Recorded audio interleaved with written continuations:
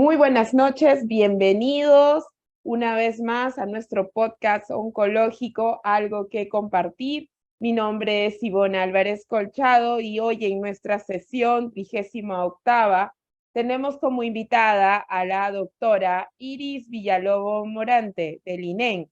Bienvenida, doctora, con quien trabajaremos el día de hoy. Dialogaremos de un importante tema. Es los mitos y creencias dentro de los cuidados paliativos.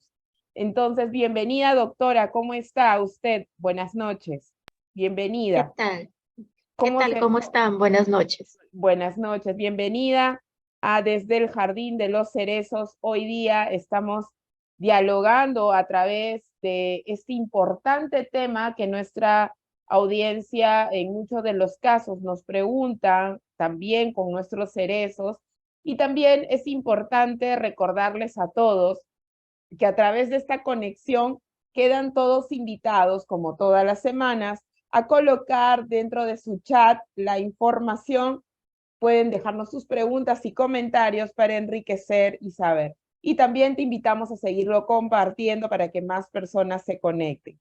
Bien, la doctora Iris, vamos a conocer un poquito a la doctora Iris. Ella tiene una maestría en cuidados paliativos y manejo del dolor, especialista en medicina familiar de la Cayetano Heredia, una de las especialidades menos conocidas en el país y es totalmente importante, una de las especialidades más importantes. Un diplomado en profesionalización del docente, también ha recibido un diplomado en auditoría, tiene experiencia en el INEN, viene trabajando actualmente como jefa de servicio de medicina paliativa y tratamiento del dolor. Entonces, es todo un gusto tenerla hoy día con nosotros, doctora. Como siempre digo, tenemos profesionales de altura que pueden aportar grandemente. Gracias por su labor, por su gestión. Adelante, doctora. La primera pregunta, creo yo, para iniciar este diálogo, ¿no? ¿Cuáles son esos mitos, esas creencias más frecuentes que ocurren dentro de los cuidados paliativos? Tanto, y si hago la pregunta doble, y si este mito abarca cualquiera de las edades, ya sea en el adulto promedio, en el adulto mayor o en los niños. Adelante, doctora, bienvenida nuevamente. Muchas gracias. Bueno, a ver, cuando un paciente que tiene cáncer es derivado del servicio de cuidados paliativos, a veces las personas tienen un poco de temor porque creen que cuando uno llega al servicio de cuidados paliativos, lo ven como que ya no van a recibir tratamiento oncológico, creen que no hay nada más que hacer por su enfermedad. Y eso es totalmente inexacto. Los cuidados paliativos, los cuidados paliativos se pueden dar en pacientes que tengan cáncer, en pacientes también no oncológicos, ya con enfermedades que pueden, que pueden significar una amenaza para la vida, pero es importante instaurarlos desde el inicio de la enfermedad. Entonces, esto significa que yo puedo llegar como un paciente nuevo a un hospital, al instituto, y me pueden derivar al servicio de cuidados paliativos para el manejo de un determinado síntoma. Lo que hace el servicio de cuidados paliativos es manejar un síntoma que tenga el paciente, ya no solamente síntomas físicos. Los cuidados paliativos abarcan, aparte de lo que es una molestia que yo puedo tener, el dolor, que es lo más común que nosotros tratamos, ¿ya? Pero también podemos nosotros manejar síntomas psicológicos, espirituales, la parte de lo que es comunicación, y todo esto dirigido tanto al paciente como a su cuidador. Por eso es importante en los cuidados paliativos el trabajo multidisciplinario. No solamente interviene en cuidados paliativos un médico, interviene las enfermeras, las licenciadas en enfermería, en este caso también los técnicos de enfermería, profesionales en psicología, psiquiatras, si es que estamos dentro de un instituto o de un hospital especializado, también especialistas en rehabilitación, ¿ya? También si es que se puede tener nutricionistas, voluntarios, trabajadores sociales. Entonces, todos ellos le van a dar digamos, un abordaje al paciente. Y es una de las primeras cosas que tenemos que tener en cuenta en los cuidados paliativos. El hecho de que te deriven a cuidados paliativos no significa que vayas a morir, no significa que no, que ya no se puede hacer nada por una enfermedad. Hay pacientes que desde el primer día que llegan a la institución nos derivan a cuidados paliativos y pueden seguir todo su tratamiento de quimioterapia, radioterapia, entre otras cosas, paralelamente con sus cuidados paliativos. Entonces, cuidados paliativos no es sinónimo de muerte, es el mensaje. ¿Ya? Cuidados paliativos puede ser en cualquier etapa de la enfermedad. Así es, doctora. Doctora, y en cuanto a los narcóticos que se utilizan dentro de los cuidados paliativos, también se generan una serie de mitos y de creencias dentro a este proceso paliativo. Ok, el primer punto usted describe con claridad que es que no necesariamente se tiene que ser una persona que está al final de la vida, sino que necesita un cuidado especial, como vamos a llamarlo así. Ahora, es probable, doctora, ¿cuáles son los pasos? ¿Qué ocurre dentro de este proceso? ¿Qué medicamentos utilizan? ¿Cuál es el tratamiento que normalmente, por lo regular, sabemos que cada paciente tiene su propio esquema, pero por lo regular, ¿cuál es la medicación? Se habla mucho de la morfina. ¿Cuáles son los efectos de la morfina? ¿Por qué se utiliza la morfina? ¿Es para todos? Porque hay muchos pacientes suelen preguntar o pedir morfina, ¿no? Ya, bueno, había mencionado antes que uno de los síntomas que más vemos en cuidados paliativos es el dolor. Puedes encontrar tu pacientes que tengan una enfermedad oncológica avanzada y hasta el 70% de estos pacientes pueden cursar con dolor oncológico y por lo tanto hay que darle medicamentos para el dolor. Dentro de estos, primero, inicialmente es algo que, digamos que se hace una clasificación de acuerdo a la intensidad del dolor con que llega el paciente. Hay pacientes que ya llegan con un tratamiento y hay que se les tiene que adecuar lo que están siguiendo o hay pacientes que no llegan con ningún tratamiento y se le tiene que instaurar un tratamiento. Ujú. Generalmente comenzamos con uno de los medicamentos más comunes que usamos, que es el tramadol, pero en general lo que usamos son analgésicos opioides. Existe una escala analgésica de la Organización Mundial de la Salud donde se ve el tratamiento del dolor por escalones. Entonces se habla de un primer escalón que es un dolor leve, ya que es un dolor para el que podemos usar antiinflamatorios, digamos un dolor que no es severo, un dolor no es crónico, ¿ya? Entonces, si yo me golpeo, si yo me caigo, tengo alguna molestia, puedo usar alguno de esos antiinflamatorios porque solamente es para usarlo por un tiempo limitado. Pero cuando estamos hablando de dolor por cáncer, estamos hablando de tratamiento a largo plazo. Puedo Ujú. tener dolor por el tumor, puedo tener dolor porque me hicieron una radioterapia, puedo tener dolor por la quimioterapia, puedo tener dolor por distintas cosas. ¿Ya? Entonces, tengo que usar medicamentos a largo plazo. Y ahí viene la familia de todo lo que son los analgésicos opioides. En analgésicos opioides tenemos analgésicos opioides débiles y analgésicos opioides fuertes. ¿Ya? Entonces, Ok. dentro de lo que son analgésicos opioides débiles, el más frecuente, el más usado es el tramadol. Otro es la codeína, pero generalmente ya no se usa prácticamente para lo que es este dolor moderado. Entonces, digamos que casi siempre comenzamos con usando tramadol, que es un medicamento que si tú lo usas dentro de una dosis, digamos, que no sobrepase la dosis límite, uno lo puede seguir empleando y no le va a causar ningún daño al paciente, ¿ya? Ujú. Pues claro, siempre hay que tener en cuenta que de repente pueda tener un problema renal, un problema hepático y se corrige la dosis, pero lo puede seguir empleando. Entonces, ahí comenzamos con el tramadol. Pero si ya el dolor que pueda tener el paciente es muy severo y llegamos a una dosis máxima de tramadol y su dolor todavía no está controlado, pues entonces tenemos que cambiar a un opioide que sea un opioide fuerte. Dentro de estos, el más conocido que habías mencionado es la morfina. No solamente es el más conocido, sino que es el medicamento estándar, Ujú. si se le llama, es el medicamento digamos, de primera elección. No solamente te va a ayudar para el dolor, te va a ayudar para lo que es la disnea, que es la sensación de falta de aire, que es un síntoma que también es muy frecuente en pacientes con cáncer. Ya, por ejemplo, pacientes con cáncer de pulmón o que tengan algún compromiso, digamos que comience su tumor en otro órgano y que se vaya para el Que se pulmón. haga una metástasis. Exacto, ya. Entonces, para eso también nos ayuda la morfina. Entonces, tiene varios usos.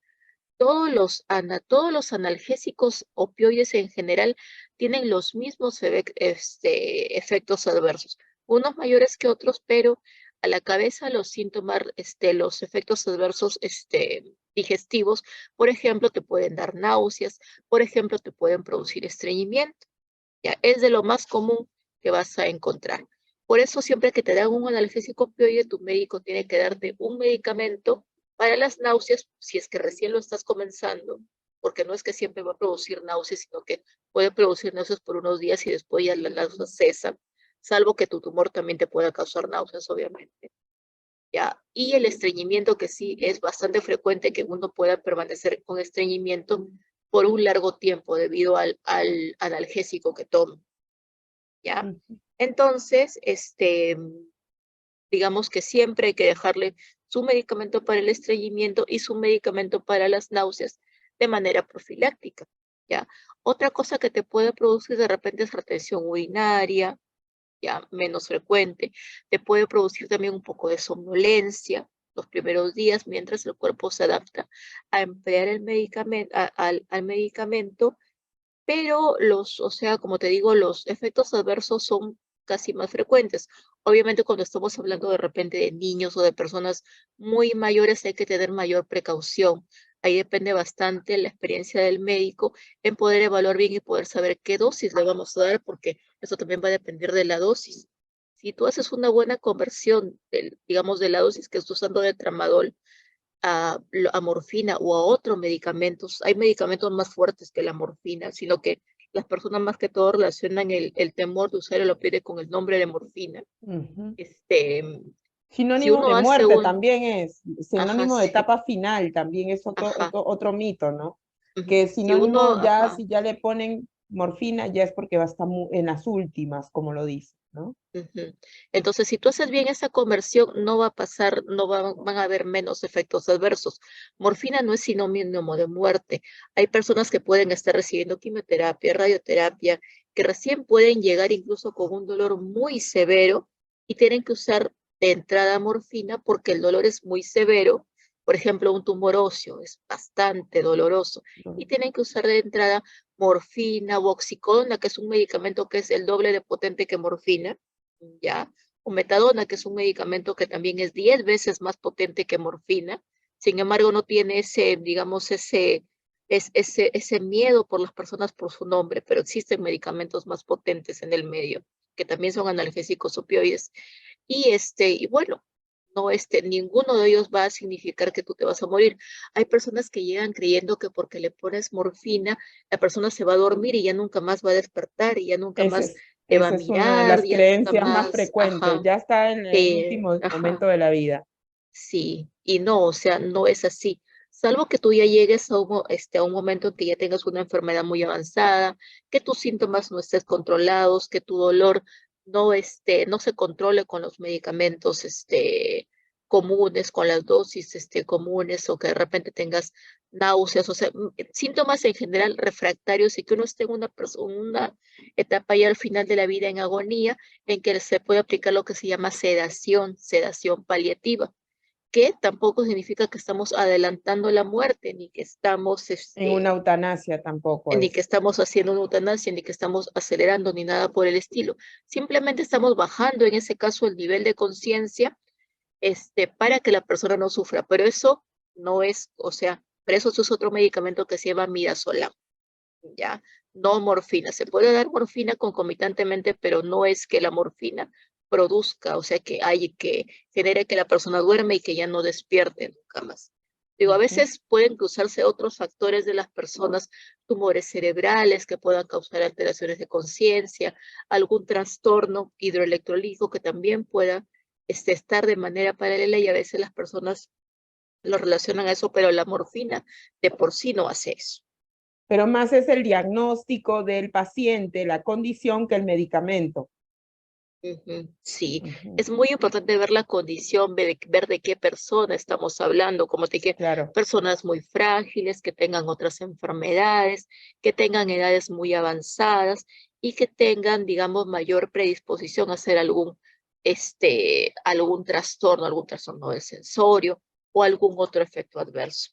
Ujú. En este punto, doctora, también pues, tratándose de pacientes oncológicos, de cerezos, este punto de cuidados paliativos son solo una persona, son para,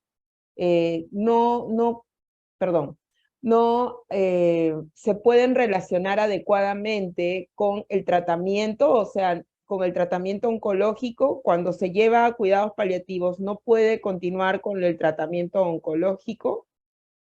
No, todo esto es paralelo. Los Exacto. pacientes están yendo a quimioterapia, están yendo a radioterapia, tienen sus citas en cuidados paliativos, pueden estar recibiendo su quimioterapia y pueden estar con su morfina, con su tramadol, con sus medicamentos para las náuseas. Por ejemplo, la quimioterapia le puede producir muchas náuseas y los medicamentos que le dan en quimioterapia para las náuseas pueden quedar cortos.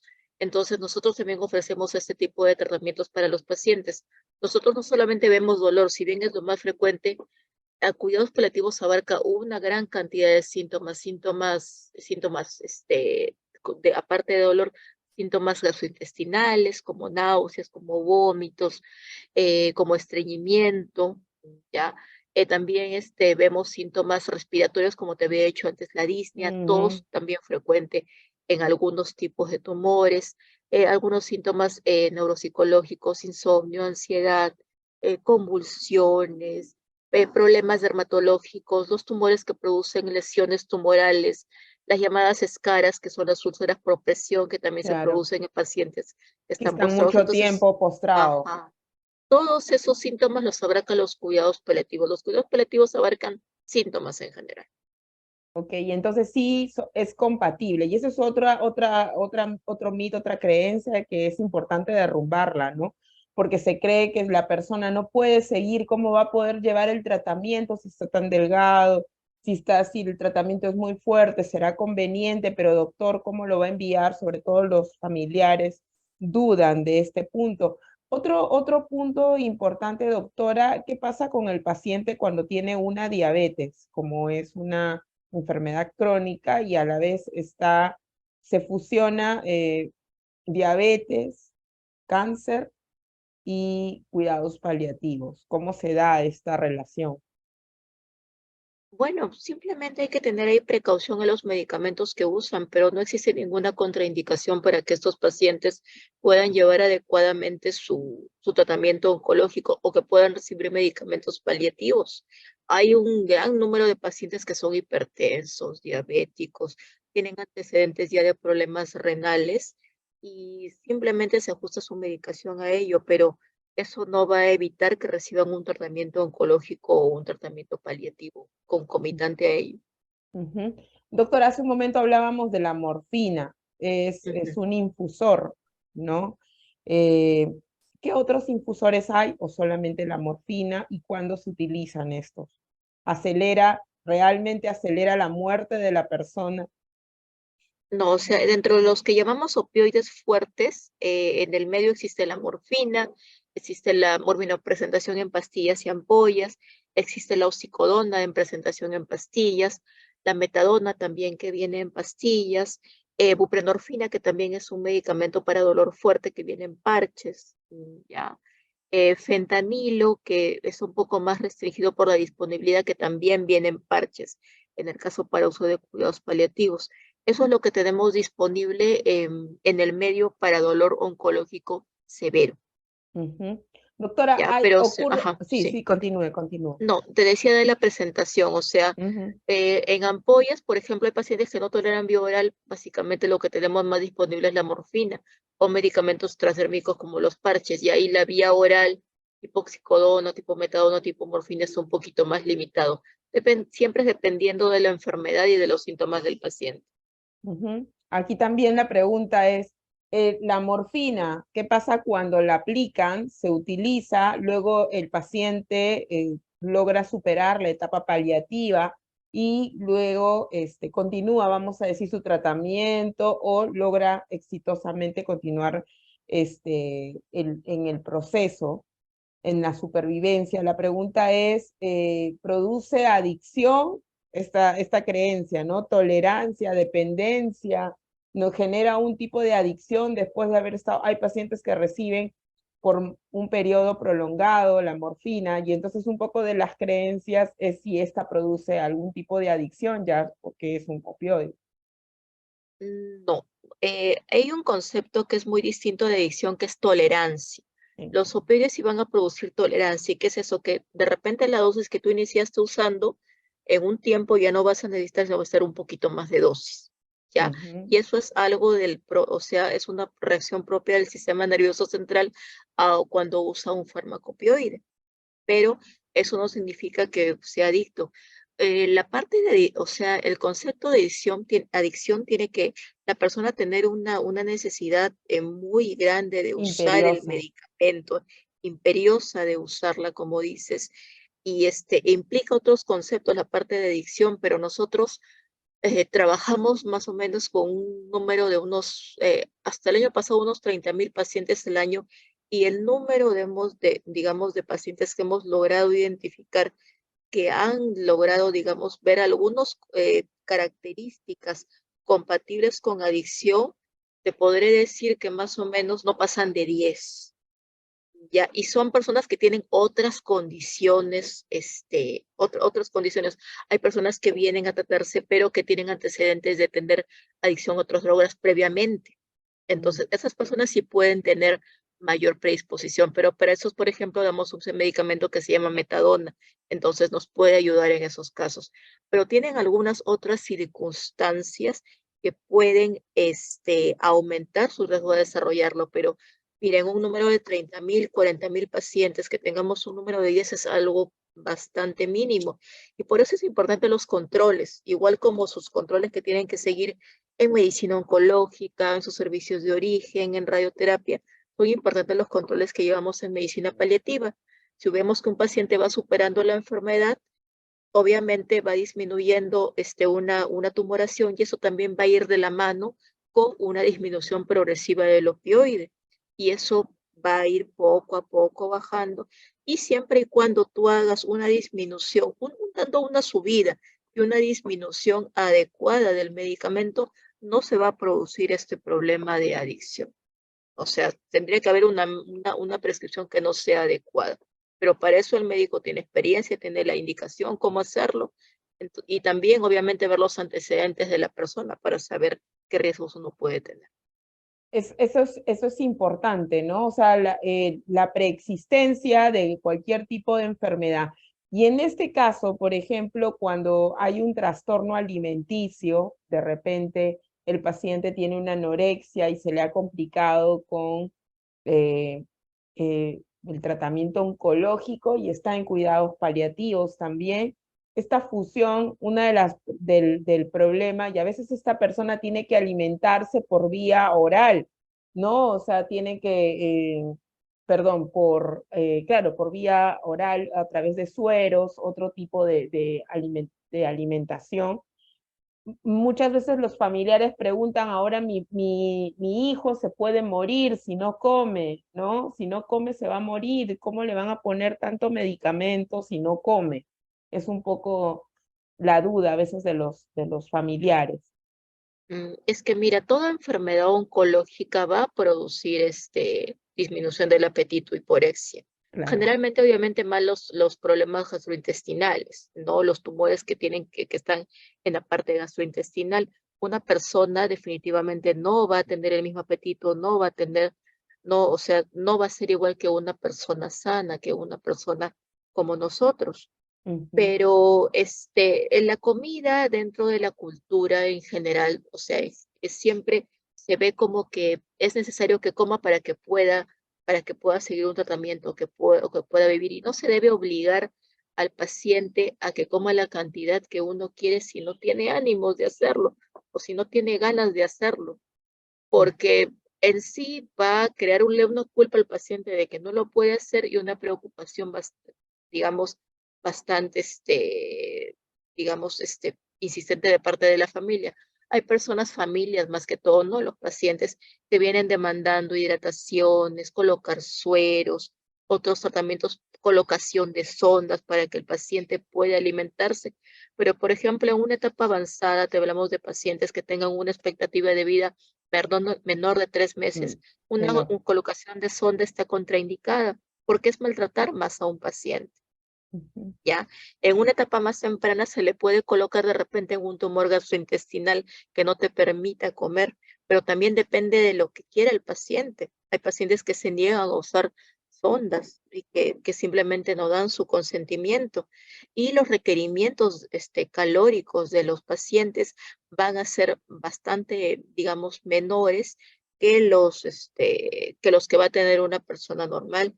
Entonces hay que adecuarse también bastante allá a las preferencias que pueda tener el paciente. No es como tener una sonda puesta y a veces más que todo eso es por un poco por insistencia de los cuidadores que obviamente se preocupan por su nutrición, pero que de repente puede ir un poco, digamos, con la comodidad que pueda tener en este caso un paciente.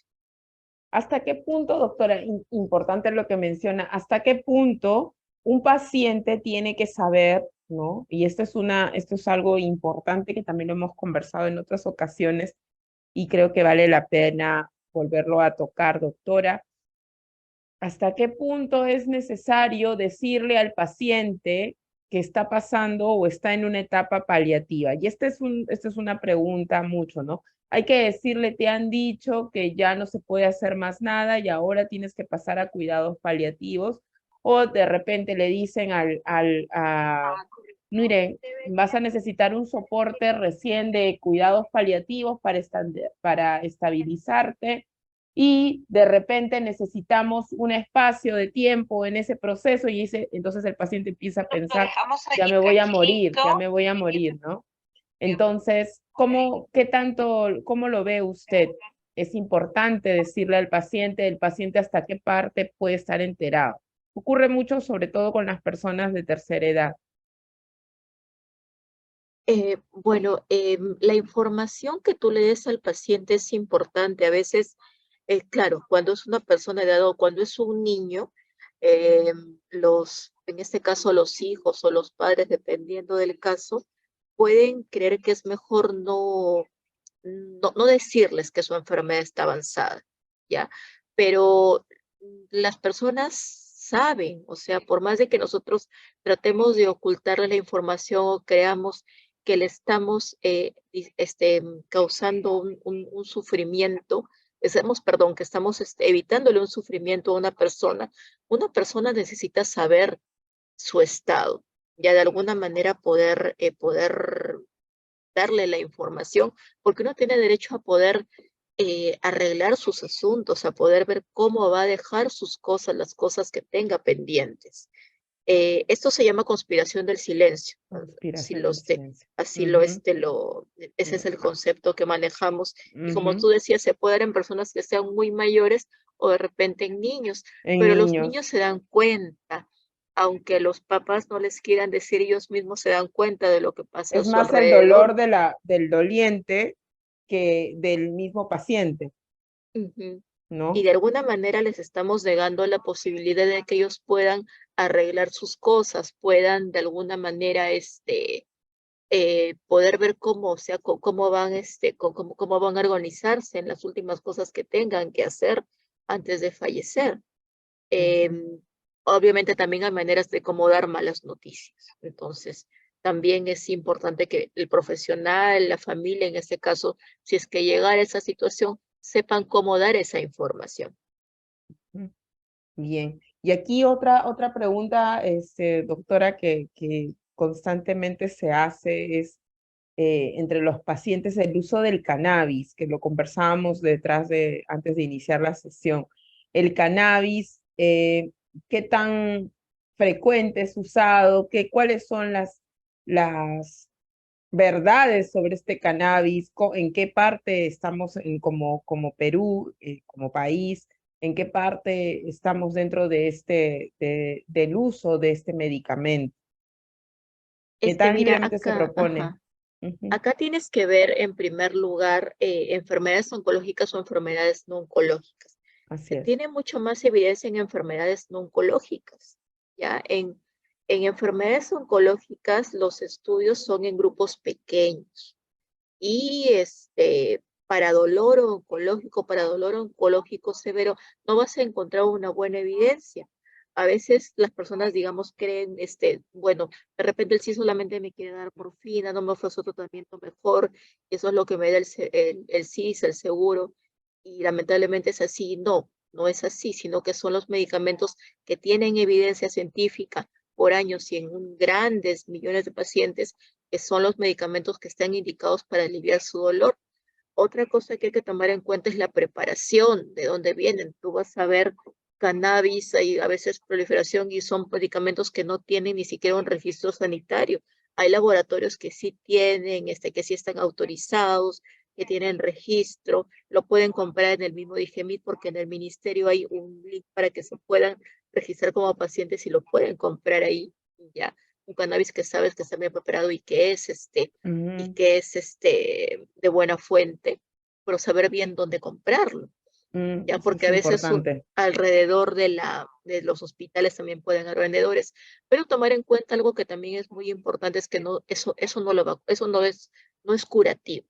A veces también no los laboratorios que son que los producen porque ellos sí cuentan con personas, digamos, más personas ya que manejan información científica en ello, sino personas un poco inescrupulosas que puedan querer comerciar alguna otra presentación que no está bien realizada y que quieren darte la idea de que con eso te vas a curar, de que con eso la enfermedad oncológica va a regresar o que no va a avanzar, y eso sí es totalmente falso. Entonces, cannabis, por ejemplo, tiene evidencia para náuseas en caso de pacientes oncológicos, que eso está establecido en guías o guías oncológicas para náuseas, pero náuseas refractarias. Para náuseas tenemos un montón de medicamentos que pueden los pacientes oncológicos que les dan metoclopramida, loperidol, ondansetron, son tratamientos que tienen mucho más evidencia, están en primera, segunda, tercera opción y solamente para náuseas refractarias se puede intentar con cannabis. Eso dice una guía NSCN, que es una de las guías que se maneja en pacientes, una de las series de guías que se manejan en pacientes oncológicos, pero solamente en refractarias. Entonces, si ya no le funciona con todas estas líneas de medicamentos que tenemos, que nos brinda y que tenemos disponible en el hospital o que ya sabemos que tienen buena evidencia, se puede recurrir a eso como una opción. Y también, también, por ejemplo, si no me equivoco, tiene entrada en el Instituto Nacional del Niño, es para convulsiones refractarias en niños con un determinado síndrome que le pueda causar convulsiones, pero también refractarias, que no quiere decir que el niño vaya a dejar su tratamiento para las convulsiones estándar por usar cannabis, ya, sino que obviamente evaluado por su pediatra, por su neuropediatra, si puede tener ese problema de convulsiones y ya no ha respondido con los tratamientos estándares que le han dado, lo puede emplear. Ahí sí también tiene evidencia. Entonces, o sea, el cannabis tiene sus indicaciones, tiene también experiencias en pacientes que sean no oncológicos, pero hay que saber cómo usarlo y obtenerlo de una buena fuente. Sí, porque hoy en día, lamentablemente, cada vez se difunde más este tema de, hasta incluso en algún momento he escuchado cerca al hospital, gente que ofrece el aceite de cannabis, crema de cannabis, cápsulas, todo te ofrecen. Y sí, dicen lo que usted acaba de mencionar y por eso me pareció importante consultarlo para que el público también escuche y entienda, ¿no? Porque abiertamente, pues la gente deja el tratamiento por este medicamento milagroso, ¿no? Con este concepto de que puede curar todo lo que los demás no pueden hacer. Y sí, es importante también lo que usted menciona, qué bueno que lo diga, que a través del Digemí pueden acceder y lógicamente puede ser recetado. Ahora, ¿qué médicos son los que están autorizados para poder recetar esto? ¿Lo puede hacer cualquier médico? ¿Cuáles son las condiciones para poder ser recetado? Puede ser cualquier médico, ya no hay ninguno, tiene que ser cualquier médico en general que tenga su colegiatura. No hay ninguna, Ujú, ninguna, digamos, restricción ahí. Pero como te digo, es importante ver el tipo de paciente ujú. en que estamos tratando. En pacientes oncológicos no lo tenemos, para dolor oncológico no es algo que nosotros pensamos en dar como primera opción. Tenemos medicamentos de larga data, de años, o sea que sabemos que son lo estándar que usamos para dolor oncológico. Y también, bueno, no solamente tenemos medicamentos, tenemos técnicas intervencionistas para el dolor, tenemos varias herramientas para manejo de dolor oncológico. Este punto que acaba de mencionar, ¿podría de repente detallarnos este tema de las técnicas?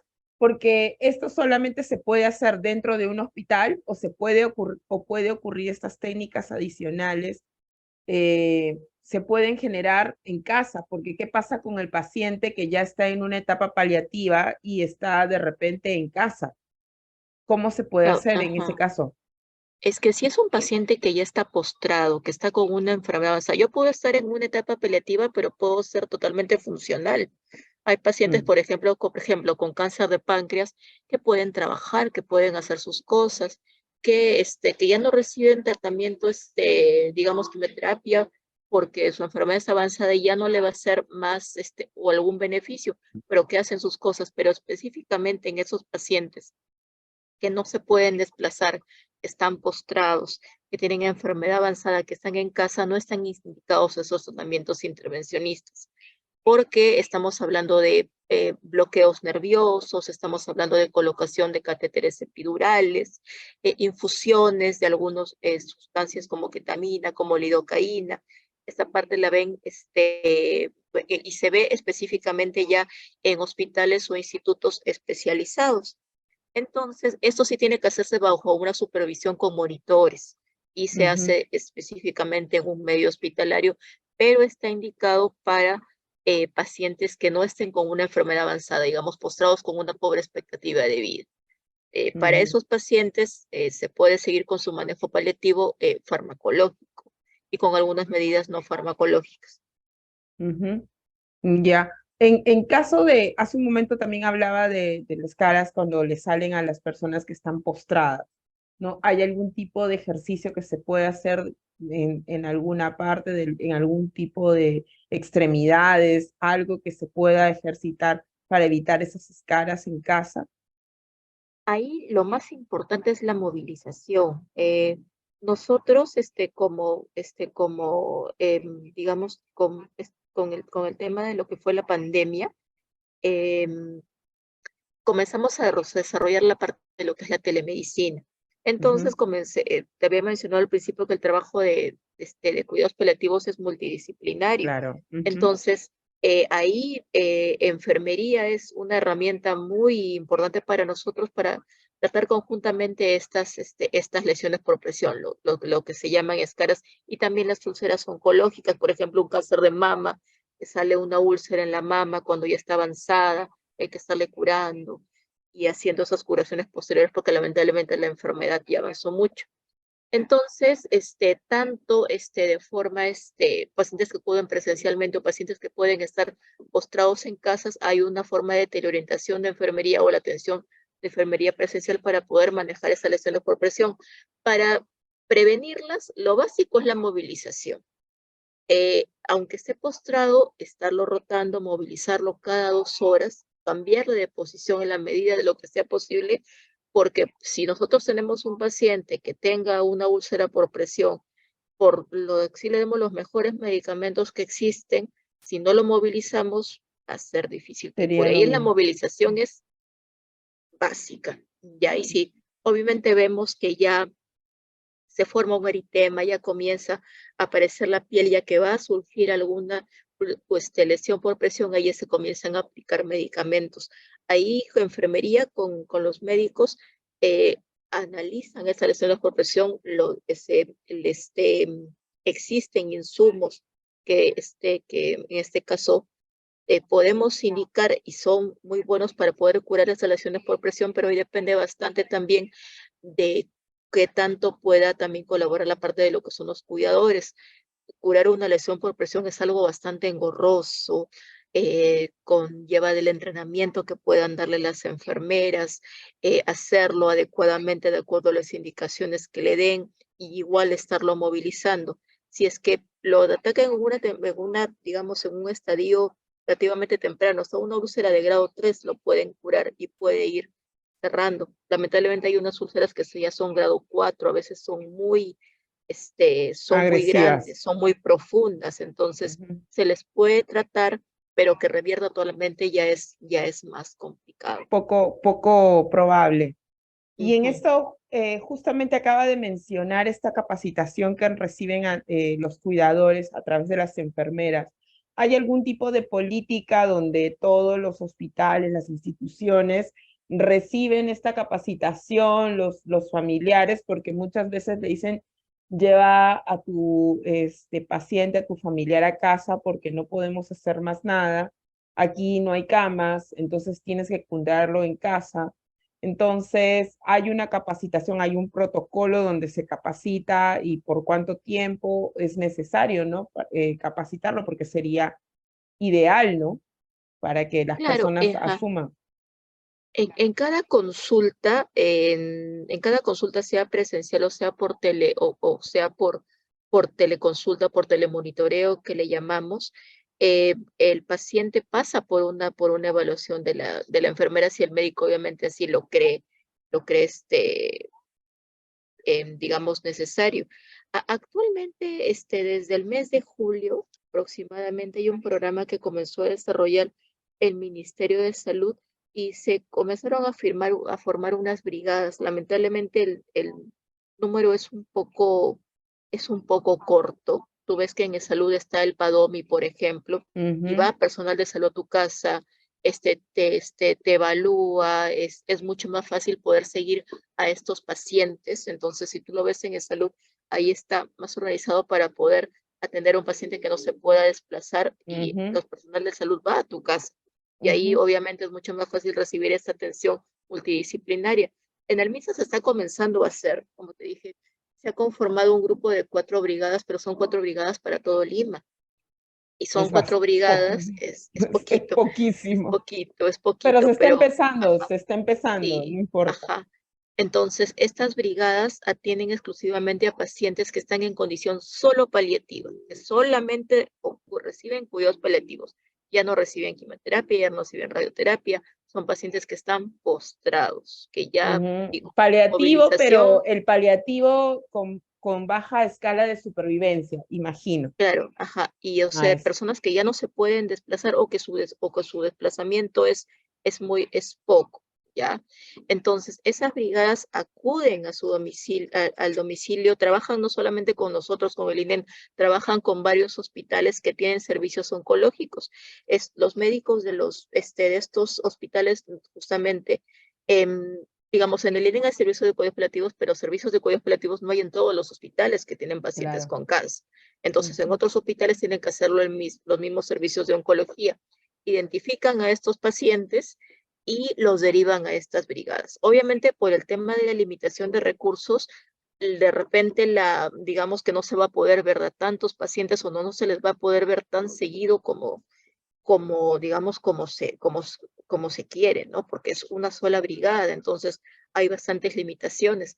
Pero la idea es que ese programa crezca, la idea es que todos estos pacientes que están postrados, que requieren cuidados paliativos oncológicos, imagínate, en los pacientes, solamente en el Perú en general, según los datos que da la Asociación Latinoamericana de Cuidados Paliativos, solamente el 6.5% de pacientes que requieren cuidados paliativos, que digamos que los necesitan, solo el 6.5% los recibe. Es una cantidad muy bajita, entre oncológicos y no oncológicos.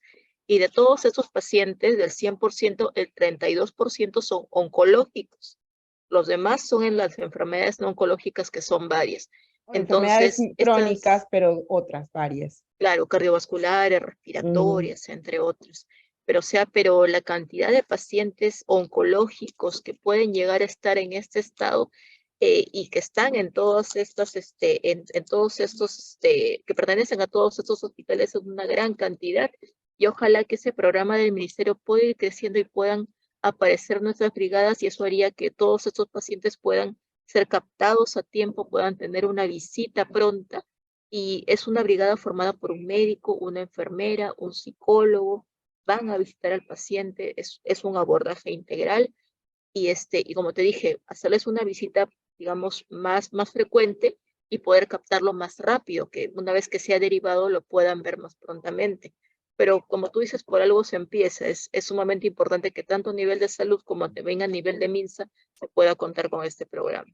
Claro, porque se va generando una cultura, ¿no? Se va generando una cultura de acercamiento, de poder preparar, sobre todo a los cuidadores, que pese o sea, la circunstancia que también está viviendo como parte del duelo que enfrenta con su familiar o con su ser querido, está la aplicación de los medicamentos, o a veces tampoco no se cuenta con los recursos para poder tener en casa un tercero que pueda apoyar con el tema de ciertas cosas básicas, ¿no? Entonces todo esto se suma y se vuelve un episodio muy estresante para él, ¿no? Doctora, en este proceso también, ¿cuán frecuente es que el paciente pueda decir, ¿sabe qué? Y este es un punto, cuidados paliativos con eutanasia, ¿cuán compatibles son? Porque a veces algunos pacientes eh, deciden, ¿no? Optar por la eutanasia estando en este proceso. Se da con frecuencia en nuestra realidad. Es algo que se le presenta la opción, hay esta capacidad de poner esta opción. No, la eutanasia no está reglamentada, no está Claro. reglamentada en el Perú. Y, o sea, el propósito de todo médico, cuando uno estudia, cuando uno, durante todo proceso es curar, aliviar, no acabar con una vida. O sea, el propósito de los cuidados paliativos es como si dijéramos que una sociedad no tiene los suficientes recursos para poder tratar a un paciente y por eso lo más fácil es acabar con su vida. No es Ujú. lógico, pero Excelente lo que acaba de decir.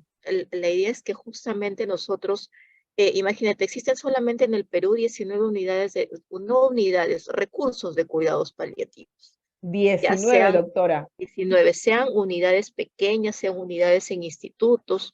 Entonces, si todos tuviesen una unidad o un servicio o algún recurso de cuidados paliativos para los pacientes que lo requieren, que no son pocos en general, pues hubiese más posibilidades de que las personas tienen buena calidad de vida, no solamente las que vayan a fallecer, sino todos los enfermos crónicos, estén no en una etapa curativa o ya en una etapa de enfermedad avanzada. Entonces, no es una opción la eutanasia. A veces hay personas que llegan con esa idea, pero por eso es importante el abordaje psicológico, el abordaje no solamente con el paciente, con la familia, el trabajo de servicio social, que es sumamente importante también para poder ver, hay personas que están abandonadas, que piensan que de repente esto no ven otra opción al problema que puedan tener.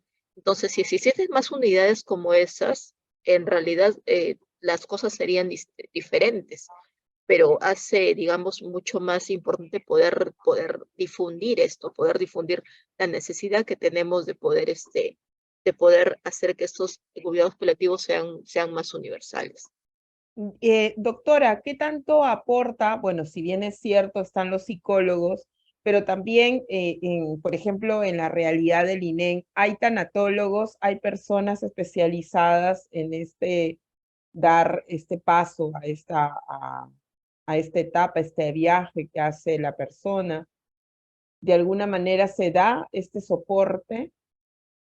No hay tanatólogos como tal. Ujú, Tenemos la parte de lo que es psicología.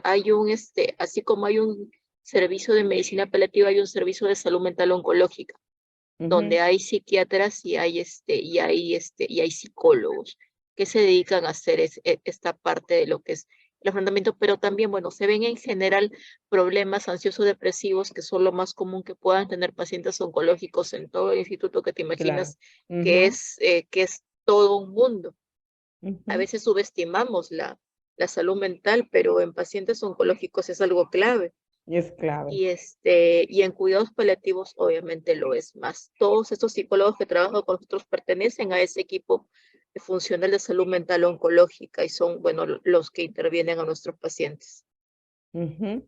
Y entonces es importante hablar de este proceso, tanto en el cuidador como en el paciente. Es un proceso importante que ayuda y también aligera la carga. Y ahora también está la otra parte que tiene que ver el profesional, ¿no? ¿Cómo se siente este profesional dentro del proceso de cuidados paliativos? Porque también ahí está viviendo un duelo dentro de su proceso de cuidados paliativos, ¿no? De repente hoy te atiendo, mañana te atiendo y pasado ya no está. ¿Cómo lo vive? ¿Cómo se trabaja? Es un tema que poco se toca. A veces nos enfocamos en el familiar, en el paciente y el doctor, el médico, cómo trabaja este proceso.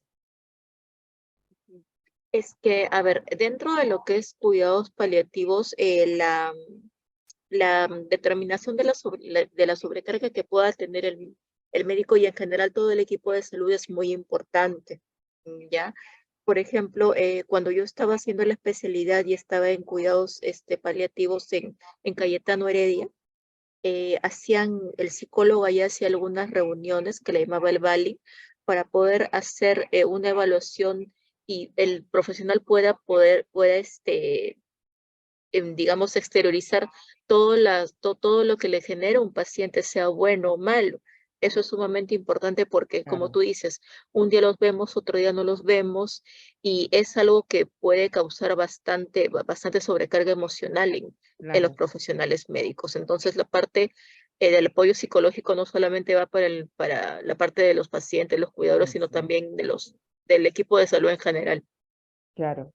Porque es un soporte que se necesita, ¿no? También ser acompañados en este proceso. Doctora, ¿qué es lo que usted recomienda que se puede hacer dentro, que el cuidador o que las personas que tienen a alguien en casa o están ya de repente el paciente está hospitalizado? ¿Cuál debe ser el rol de ese cuidador en los cuidados paliativos? En un paciente que está en casa, Claro, si un paciente ya está en casa o el paciente o en su defecto está en el hospital, hospitalizado, ¿cuál sería el rol que tendría que cubrir el cuidador? ¿Qué se le recomienda al cuidador para aportar en estos dos escenarios, ya sea en el hospital o en casa?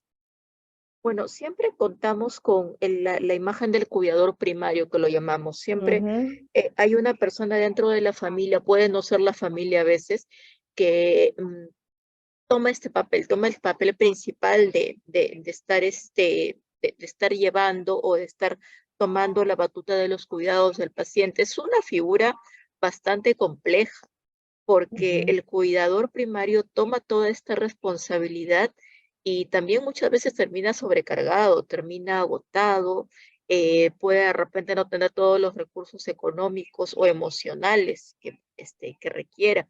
Por eso siempre es importante que tenga a su lado algunos cuidadores llamados cuidadores secundarios que puedan ayudarlo en este proceso de alguna manera, que en algún momento puedan reemplazarlo si es que no puede asumir bien su Aligerar función. la carga, ¿no? Ajá. Y también ahí importa bastante, como te digo, los recursos que puedan tener. En un paciente hospitalizado, obviamente, la carga es menor, pero hay que tomar siempre en cuenta que el papel de lo que son cuidados, nosotros vemos que un paciente pueda pasar estos últimos semanas, meses, si es un paciente con una enfermedad avanzada, la pueda pasar en su casa. Si es que de repente no funcionó quimioterapia, no funcionó radioterapia, no funcionó algún tratamiento, pasar con los suyos, compartir los momentos que pueda tener con su familia, no pasarlos dentro de un hospital, obviamente, salvo que sean requeridos, salvo que tenga una descompensación o que pueda tener alguna estancia corta en un hospital, pero la idea es tenerlo en la casa, tenerlo lo más cercano posible a digamos, a su contexto normal del paciente, quiere estar con su familia, estar con los suyos. Y bueno, también hay, como te digo, contextos donde no tenemos un cuidador principal. Y por eso te decía que ahí es muy importante el trabajo de las asistentes sociales. Ubicar algún cuidador, ubicar algún familiar, o de repente, si no se tiene, ubicar ese paciente en algún centro, en algún albergue, en algún lugar donde pueda recibir cuidados que lo que requiera. Eso es clave. Doctora, otra inquietud que también surge es con qué frecuencia es recomendable que los pacientes puedan recibir contacto físico, es decir, dentro de su experiencia.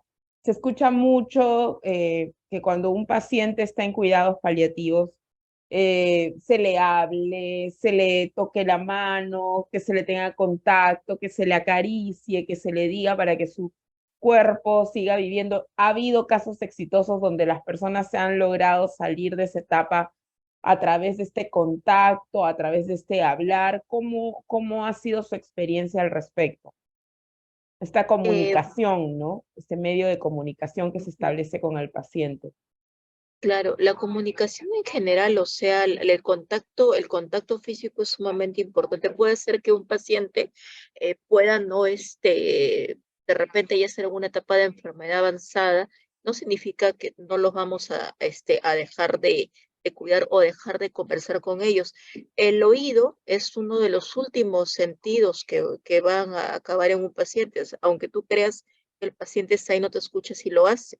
Nosotros en Mm. el servicio tenemos 2 salas de aislados donde tenemos pacientes, a veces de pacientes que llegan y que ya van a fallecer ya inminentemente, en Que menos, o están sea, cercanos, que está en están menor reparto. cercanos, ajá. Ujú. Entonces, en ese caso, ya cuando la muerte es inminente, pues se quedan en esta sala de aislados y se quedan con su familia, con los más allegados.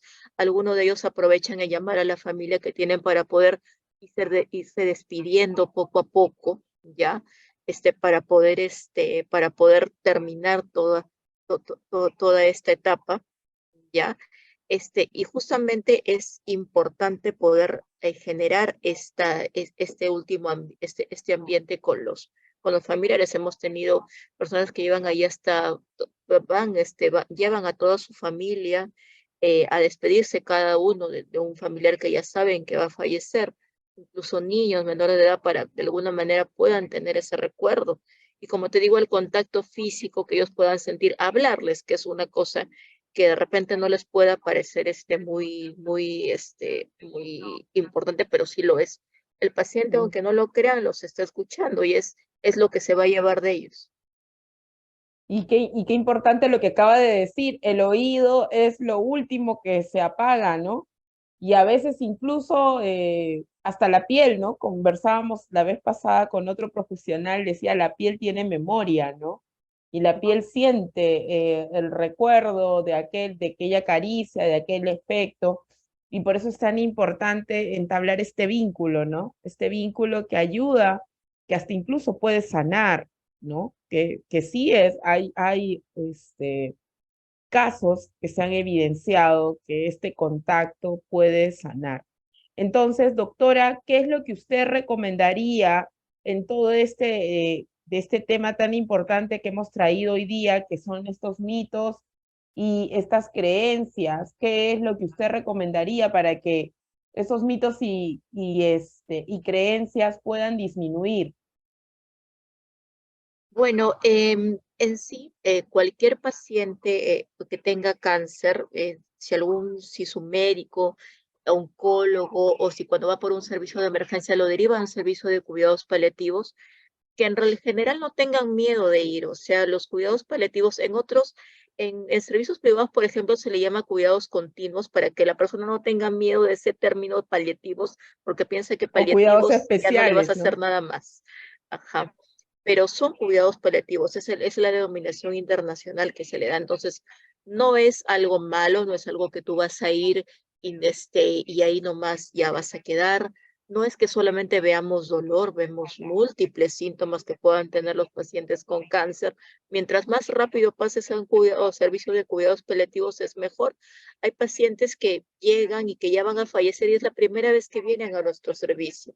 Entonces, imagínate todo el tiempo que ha pasado durante su enfermedad, todas las cosas que se han podido tratar, manejar, poder ver con la familia y que no lo han recibido y que solamente lo conocemos en ese último momento.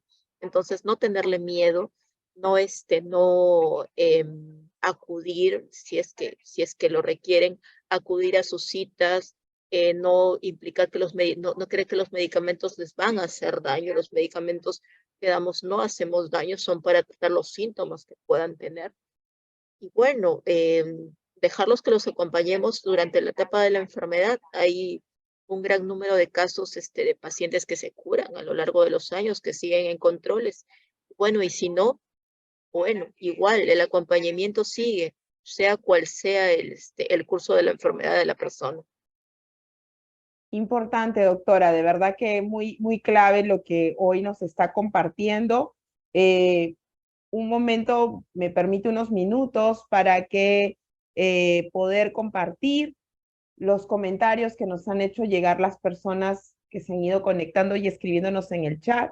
Rosario Buitrago nos dice buenas noches para todos. Elena Carranza, buenas noches, saludos. Gracias por el tema, gracias a ti por acompañarnos, Elena. Frida Fernández nos saluda también, buenas noches. Luz Antonia Quiroz nos dice buenas noches, gracias por este tema, muy interesante, gracias a ti. María Gloria Rengel también nos dice buenas noches desde Bolivia, gracias Mari por acompañarnos. Miriam Limper nos dice buenas noches, a ti también, buenas noches Miriam. Elena Carranza dice, nos hace este comentario importante, doctora, ser acompañado es muy importante, pues cuando se es cuidador, la tarea es extenuante y desgastante, así es. Y María Eugenia Aguilar Arango nos dice el programa tan interesante. Gracias, María Eugenia, por darnos estos comentarios tan alentadores.